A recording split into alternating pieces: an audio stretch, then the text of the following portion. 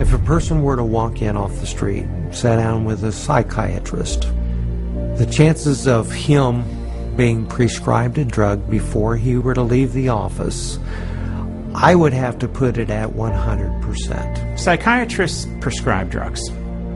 They might have different ways of diagnosing, they might have different ways of interacting with a patient, but it's rare to find a psychiatrist that uses no drugs. The psychiatrists today are, in quotes, admitting they can't cure these mental illnesses and they're therefore going to manage your illness by using a drug. 50 years ago, a person who was going through a divorce would have relied on family, friends, clergy, and even the family doctor to a certain extent for conversation to work through the issue. They certainly wouldn't have been medicated.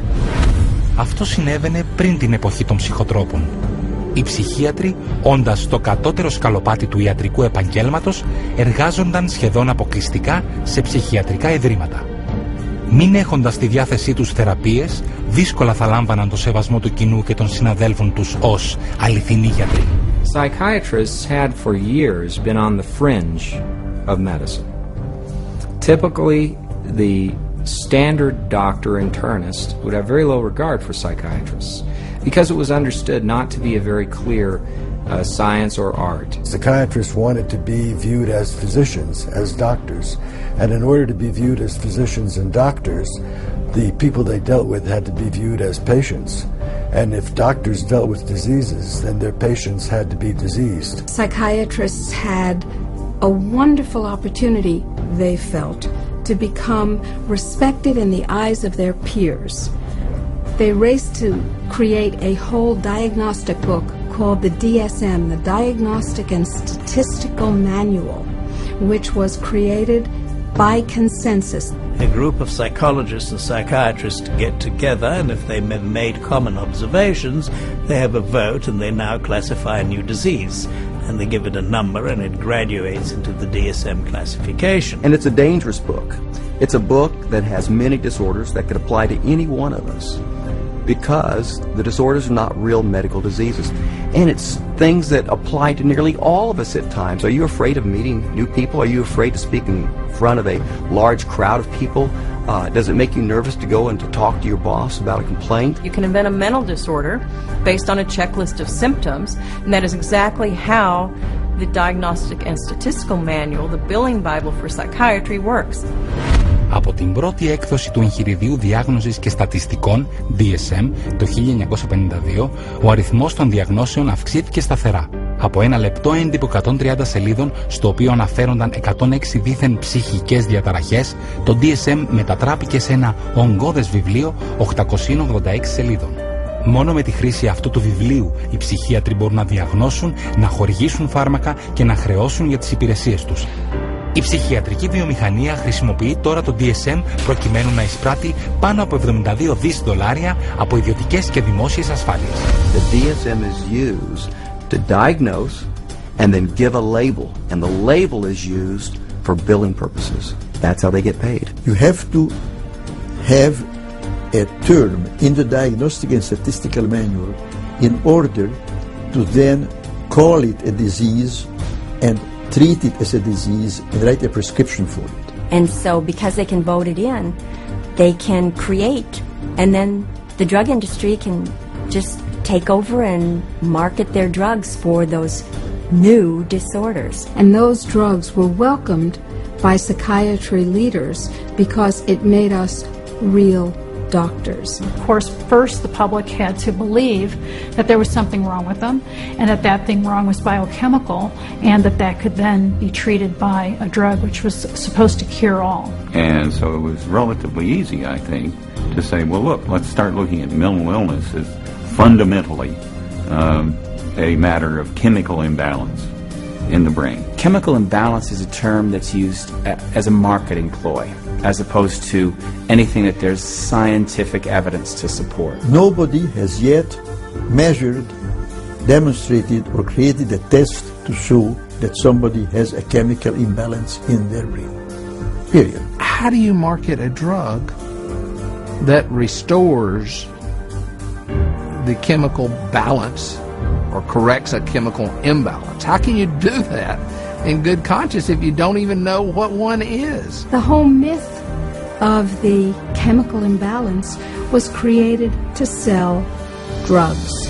Και ενώ οι ψυχίατροι και οι φαρμακευτικές εταιρείες χρησιμοποίησαν αυτό το μύθο για να εισπράξουν δισεκατομμύρια, παρέχοντας τεράστιες ποσότητες ψυχοτρόπων στους ανυποψίαστους καταναλωτές, το κοινό πλήρωσε το τελικό τίμημα.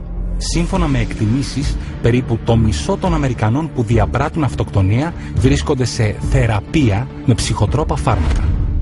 Κάθε χρόνο υπολογίζεται ότι τα ψυχοτρόπα σκοτώνουν 2,5 φορές περισσότερους ανθρώπους από αυτούς που σκοτώνονται σε ανθρωποκτονίες. Και ποιος έχει επιφορτιστεί με την παροχή προστασίας προς το κοινό ενάντια σε αυτά τα επικίνδυνα ψυχοτρόπα? Στις Ηνωμένες Πολιτείες είναι ο Οργανισμός Τροφίμων και Φαρμάκων, το FDA, που οι σύμβουλοι του είναι ψυχίατροι οι οποίοι κινούνται μεταξύ φαρμακοβιομηχανιών, πανεπιστημίων, ιδιωτικών ιατρίων και κυβέρνησης. Η λεγόμενη περιστρεφόμενη πόρτα. The revolving door at FDA is one of the primary reasons why the system that we have works so poorly. That revolving door is a direct result of the fact that a group of people with the same mindset are put into positions of being regulators and in the position of being formulators and sellers and marketers. The panels that are formed by the FDA to evaluate these drugs, the psychiatrists who are on those panels, almost all of them have conflicts of interest where they have directly or indirectly received funding from the very industry and the very parties within the industry whose drugs they are evaluating. So there's this tight little relationship between psychiatry, pharmaceutical industry, and FDA, where they each mutually support each other, and yet the mental health of the population does not improve. Πάρτε για παράδειγμα την Επιτροπή Αξιολόγησης Φαρμάκων του FDA, η οποία ενέκρινε το αντικαταθλιπτικό παξίλ. Κάθε ψυχίατρος σε αυτή την επιτροπή έχει οικονομικούς δεσμούς με τη φαρμακοβιομηχανία. Και αυτά τα αντικρουόμενα συμφέροντα ήταν τόσο μεγάλα που όθησαν το Κογκρέσο να διεξάγει έρευνα. When I check these advisory committees who make recommendations to the FDA, and they're always approved after the advisory committee, I found that there were conflicts of interest.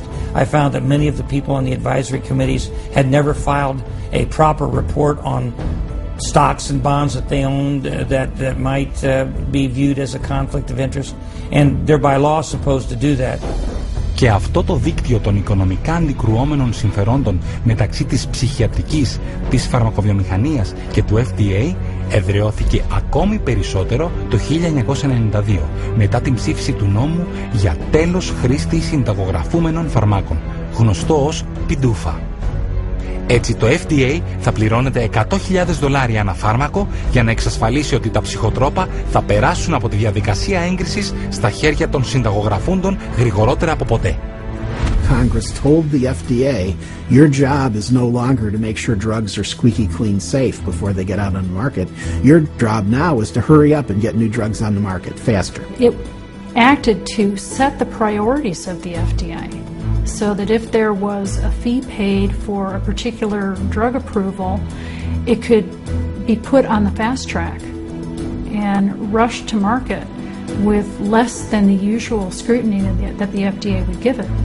Και αυτή η γρήγορη πορεία των φαρμάκων αντάλλαξε την προστασία με τις πωλήσεις. Από τότε που πέρασε αυτός ο νόμος, ο χρόνος αξιολόγησης ενός φαρμάκου που ήταν σχεδόν 2 χρόνια το 1992 έγινε μόνο 6 μήνες το 1996. Εν τω μεταξύ, τα νέα φάρμακα που κυκλοφόρησαν διπλασιάστηκαν. Ενώ η ταχεία αξιολόγηση ενός φαρμάκου είναι καταστροφική για τη δημόσια ασφάλεια, αποφέρει τεράστια κέρδη για την ψυχιατρική και τη φαρμακοβιομηχανία, διότι όσο πιο γρήγορα εγκριθεί ένα φάρμακο, τόσο πιο γρήγορα αποφέρει κέρδη. Και τα χρήματα είναι πολλά. Κάθε μέρα το σύνηθες ψυχοτρόπο αποφέρει πάνω από $7,7 εκατομμύρια. Ένα φάρμακο, το Zyprexa, αποφέρει περίπου $12 εκατομμύρια την ημέρα. Και παρόλο που το FDA χρεώνει τώρα πάνω από $1 εκατομμύριο για κάθε αίτηση νέου φαρμάκου, η γρήγορη πορεία των φαρμάκων δεν δείχνει σημάδια επιβράδυνσης. If you look at the relationship between the FDA, the pharmaceutical industry, and the psychiatrists, there's some kind of game that they're playing there. And what is the game? Well, you could say it's money, definitely money. And when you follow the money, you realize that there is no money in health. There's big money in disease. That's why all you hear about is managing disease or treating disease. You don't really talk about curing disease. And so psychiatrists have become mainstream doctors in America. and that is because of the pharmaceutical industry. They can thank the pharmaceutical industry because they become mainstream and because they have a lot more money than they used to. And the drug industry can thank them because now they have thousands of soldiers in their army distributing these drugs to